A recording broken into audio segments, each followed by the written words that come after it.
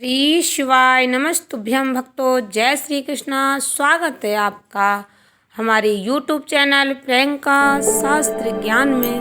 की कृपा हम सब पर सदैव बनी रहे। भक्तों, आज के वीडियो में आप सुनेंगे श्रावण मास का आखिरी प्रदोष व्रत किस दिन रखा जाएगा, पूजा विधि, शुभ मुहूर्त, प्रदोष काल का सही समय क्या रहेगा, कौन सा प्रदोष व्रत है, इस दिन कौन सी कथा हम सभी को श्रवण करनी चाहिए, कथा सुनने का क्या महत्व है, व्रत रखें या ना रखें, कथा अवश्य श्रवण करें। भक्तों, वीडियो में आगे बढ़ने से पहले महादेव का जयकारा अवश्य लगाएं। कमेंट बॉक्स में पूर्ण श्रद्धा भक्ति के साथ हर हर महादेव, जय श्री कृष्णा अवश्य लिखें। चैनल पर पहली बार विजिट हुए, पहली बार मेरी आवाज़ सुन रहे तो चैनल को सब्सक्राइब करके बेल आइकन अवश्य दबाएं। इससे हमारे वीडियो की नोटिफिकेशन आप तक पहुंचती रहे और आपको नई नई जानकारी मिलती रहे। भक्तों, इस समय सावन का पावन पवित्र महीना चल रहा है। यह सावन मास 72 साल बाद ऐसा शुभ संयोग बना है जब सावन मास की शुरुआत सोमवार के दिन से हुई और भक्तों, इसका समापन भी सोमवार के दिन ही होगा। भक्तों, इस सावन मास का यह दुर्लभ संयोग 72 वर्ष यानी 72 ईयर बाद बना है। इसका भक्तों को कई गुना फल प्राप्त होगा। जो भक्त पूर्ण श्रद्धा भक्ति के साथ महादेव की पूजा आराधना करेंगे, उन्हें महादेव की कृपा अवश्य प्राप्त होगी। भक्तों, सावन मास का प्रत्येक दिन, प्रत्येक तिथि भक्तों के लिए अत्यंत ही महत्वपूर्ण है। भक्तों, प्रत्येक दिन महादेव की कृपा का दिन होता है। सावन मास महादेव को अत्यंत प्रिय है। इस महीने में भक्तों द्वारा की गई महादेव की पूजा आराधना अवश्य ही सफल होती है। भक्तों, महादेव की जो भक्त पूर्ण श्रद्धा भक्ति के साथ पूजा आराधना करते हैं, उनके जीवन में आ रहे संकटों का निवारण हो जाता है। उनकी मनोकामनाएं अवश्य पूर्ण होती हैं। भक्तों, सावन मास के शुक्ल पक्ष की त्रयोदशी तिथि पर प्रदोष व्रत रखा जाता है। प्रत्येक मास में 2 त्रयोदशी तिथि पड़ती हैं, कृष्ण पक्ष और शुक्ल पक्ष की। भक्तों, दोनों ही त्रयोदशी तिथि पर महादेव की पूजा आराधना की जाती है। जो भक्त प्रदोष काल के समय महादेव की पूजा आराधना करते हैं, उनकी मनोकामना अवश्य पूर्ण होती है। आप व्रत रखें या ना रखें, महादेव की पूजा आराधना पूर्ण श्रद्धा भक्ति के साथ करें, व्रत कथा श्रवण करें, आपको इसका पुण्य फल अवश्य प्राप्त होता है। जो भक्त प्रदोष व्रत के दिन पूजन करते हैं, उन भक्तों पर महादेव की विशेष कृपा दृष्टि होती है। प्रदोष व्रत की पूजा भक्तों प्रदोष काल के समय की जाती, यानी शाम के समय जब दिन का समापन होता है और रात्रि की शुरुआत। भक्तों, इसे ही प्रदोष काल कहा जाता है। सूर्यास्त के बाद का समय प्रदोष काल कहलाता है। इस दिन भक्तों कौन कौन से शुभ संयोग बन रहे हैं, ध्यान से सुने। भक्तों, श्रावण मास का अंतिम प्रदोष व्रत हिंदू पंचांग के अनुसार सावन माह के शुक्ल पक्ष की त्रयोदशी तिथि पर सावन का आखिरी प्रदोष व्रत रहेगा। इसकी शुरुआत भक्तों 17 अगस्त को सुबह 8:05 से होगी और इसका समापन 18 अगस्त को सुबह 5:51 पर होगा। भक्तों, प्रदोष व्रत में एक बात का विशेष ध्यान रखा जाता है। जिस दिन प्रदोष काल का समय प्राप्त होता है, उसी दिन प्रदोष व्रत रखा जाता है।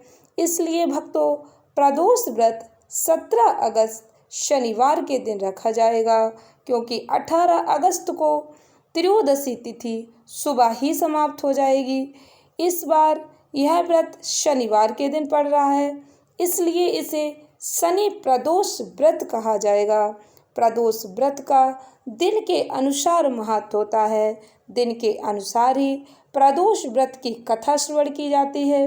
सोमवार के दिन पड़ने वाले प्रदोष को सोम प्रदोष व्रत कहा जाता है। मंगलवार के दिन पड़ने वाले प्रदोष व्रत को भौम प्रदोष व्रत के नाम से जाना जाता है। बुधवार के दिन पड़ने वाले प्रदोष को बुध प्रदोष व्रत कहा जाता है। गुरुवार के दिन पड़ने वाले प्रदोष को गुरु प्रदोष व्रत के नाम से जाना जाता है। शुक्रवार के दिन पड़ने वाले प्रदोष को शुक्र प्रदोष व्रत कहा जाता है।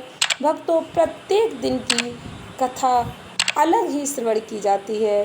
प्रत्येक प्रदोष व्रत की कथा अलग होती है। इसलिए भक्तों, जिस दिन जो प्रदोष व्रत पड़ता है उसी प्रदोष व्रत की कथा श्रवण करनी चाहिए। इस बार शनि प्रदोष व्रत पड़ रहा है तो शनि प्रदोष व्रत की कथा श्रवण करनी चाहिए। शनि प्रदोष व्रत पर कौन कौन से शुभ योग बन रहे हैं, ध्यान से सुने भक्तों।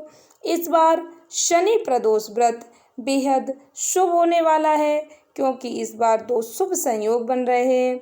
इस दिन सुबह से लेकर 10:48 तक प्रीति योग का निर्माण होने जा रहा है। इसके बाद भक्तों, आयुष्मान योग 17 अगस्त से 18 अगस्त को सुबह 7:51 तक रहेगा। सावन के शनि प्रदोष व्रत पर पूजा का शुभ मुहूर्त शाम 6:58 से लेकर 9:09 के बीच रहेगा। ऐसे में भक्तों, 2 घंटे 11 मिनट के बीच में आप कभी भी भगवान भोलेनाथ की पूजा आराधना कर सकते हैं। उस काल में फल अवश्य प्राप्त होता है। शनि व्रत का क्या महत्व है भक्तों, ध्यान से सुने। पौराणिक कथाओं के अनुसार शनि प्रदोष व्रत बहुत ही खास माना जाता है। इस दिन भगवान भोलेनाथ की विधि विधान से पूजा आराधना करने से निसंतान दंपतियों को संतान की प्राप्ति होती है। वहीं शनि देव की कृपा से आपके सभी बिगड़े काम बनने लगते हैं। भक्तों, आपकी कुंडली में ग्रह अनुति में पहले से ही शनि जाति या शनि से परे उन्हें शनि प्रदोष अवश्य, ऐसा कहा जाता जो श्रद्धा भक्त व्रत उन दुख दूर हो जाता। और सावन माह के अंतिम प्रदोष व्रत की पूजा विधि ध्यान से सुने भक्तों। श्रावण माह के अंतिम प्रदोष व्रत पर सुबह जल्दी जागने का प्रयास करें। दैनिक कार्यों से निवृत्त होकर स्नान कर लें। इसके बाद भगवान भोलेनाथ माता पार्वती की पूजा आराधना करें। आप अपने घर में पहले पूजा करें, उसके बाद आपके घर के पास जो भी मंदिर हो, शिवालय हो, वहां पर जाकर भगवान भोलेनाथ की पूजा आराधना करें। इसके बाद भक्तों, प्रदोष काल में भी पूजा करने से पहले स्नान अवश्य कर लें। साफ वस्त्रों को धारण करें।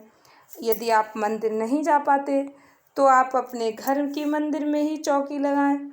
चौकी लगाने के बाद उस पर भगवान भोलेनाथ की आपके घर में जो भी प्रतिमा है, शिव परिवार की प्रतिमा स्थापित करें। सबसे पहले शिव जी, गणेश जी को चंदन तिलक लगाएं। उसके बाद माता पार्वती को सिंदूर का तिलक लगाएं।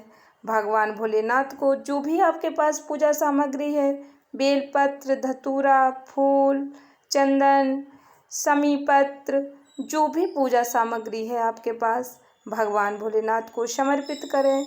इसके बाद भक्तों, घी का दीपक लगाएं। महादेव के लिए आपने जो भी मिष्ठान, जो भी भोग रखा है, महादेव को भोग लगाएं। भगवान भोलेनाथ से गलती की क्षमा मांगें। भक्तों, पूजा आराधना करते समय निरंतर भगवान भोलेनाथ के मंत्र का स्मरण करते रहें। आपको जो भी मंत्र याद है, पंचाक्षर मंत्र नमः शिवाय, षडाक्षर मंत्र ओम नमः शिवाय, भगवान भोलेनाथ का मूल मंत्र श्री शिवाय नमस्तुभ्यम, महामृत्युंजय मंत्र, आपको जो भी मंत्र याद है, भगवान भोलेनाथ का जो भी नाम याद आता है, आप निरंतर स्मरण करते रहें। नाम स्मरण करने का विशेष महत्व होता है। भगवान भोलेनाथ की पूजा आराधना पूर्ण श्रद्धा भक्ति के साथ करें। इसके बाद भगवान भोलेनाथ से गलती की क्षमा मांगें, महादेव की आरती करें, भगवान भोलेनाथ का चालीसा पाठ करें। यदि आप पाठ नहीं कर पाते तो आप अपने मोबाइल में चलाकर इसका श्रवण अवश्य करें। मैंने इसकी भी वीडियो पहले ही अपलोड कर दी है। आप शिव चालीसा मोबाइल में चलाकर अवश्य सुने, इससे भी पुण्य फलों की प्राप्ति होती है। ध्यान से सुने भक्तों। शनि प्रदोष व्रत कथा। प्रेम से बोले भगवान भोलेनाथ की जय, माता पार्वती की जय। ध्यान से सुने भक्तों। शनि प्रदोष व्रत कथा। शनि प्रदोष व्रत कथा के अनुसार प्राचीन काल में एक नगर में सेठ जी रहते थे। सेठ जी के घर में हर प्रकार की सुख सुविधाएं थीं, लेकिन संतान नहीं होने के कारण सेठ और सेठानी हमेशा दुखी रहते थे। काफ़ी सोच विचार करके सेठ जी ने अपना काम नौकरों को सौंप दिया और खुद सेठानी जी के साथ तीर्थ यात्रा पर निकल पड़े। अपने नगर से बाहर निकलने पर उन्हें एक साधु मिले जो ध्यान मग्न बैठे थे। सेठ जी ने सोचा क्यों न साधु से आशीर्वाद लेकर आगे की यात्रा की जाए। सेठ और सेठानी साधु जी के निकट बैठ गए। साधु जी ने जब आंखें खोली तो उन्हें ज्ञात हुआ कि सेठ और सेठानी काफ़ी समय से आशीर्वाद की प्रतीक्षा में बैठे हैं। साधु ने सेठ और सेठानी से कहा कि मैं तुम्हारा दुख जानता हूँ, तुम शनि प्रदोष व्रत करो, इससे तुम्हें संतान सुख प्राप्त होगा। साधु ने सेठ सेठानी से प्रदोष व्रत की विधि बताई और भगवान भोलेनाथ की वंदना बताई। हे रुद्रदेव शिव नमस्कार, शिव शंकर जग गुरु नमस्कार, हे नीलकंठ सुर नमस्कार, शशि मौली चंद्र सुख नमस्कार, हे उमाकांत सुधि नमस्कार, उग्रत रूप मन नमस्कार, ईशान ईश प्रभु नमस्कार, विश्वेश्वर प्रभु शिव नमस्कार। साधु महाराज ने सेठ सेठानी को प्रदोष व्रत की विधि और भगवान भोलेनाथ की यह वंदना बताई। दोनों साधु से आशीर्वाद लेकर तीर्थ यात्रा के लिए निकल पड़े। तीर्थ यात्रा से लौटने के बाद सेठ और सेठानी ने मिलकर शनि प्रदोष व्रत किया, जिसके प्रभाव से उनके घर एक सुंदर पुत्र का जन्म हुआ और खुशियों से उनका जीवन भर गया। भक्तों, जो भक्त शनि प्रदोष व्रत पूर्ण श्रद्धा भक्ति के साथ रखते हैं, भगवान भोलेनाथ माता पार्वती की पूजा आराधना सच्ची श्रद्धा के साथ करते हैं, व्रत कथा श्रवण करते हैं, भगवान भोलेनाथ उन्हें मन वांछित फल प्रदान करते हैं। आशा करती हूँ वीडियो अच्छी लगी होगी, उपयोगी लगी हो तो इस ज्ञानवर्धक वीडियो को अधिक से अधिक भक्तों को शेयर करें, वीडियो को लाइक करें, चैनल को सब्सक्राइब अवश्य करें। धन्यवाद भक्तों। श्री शिवाय नमस्तुभ्यम।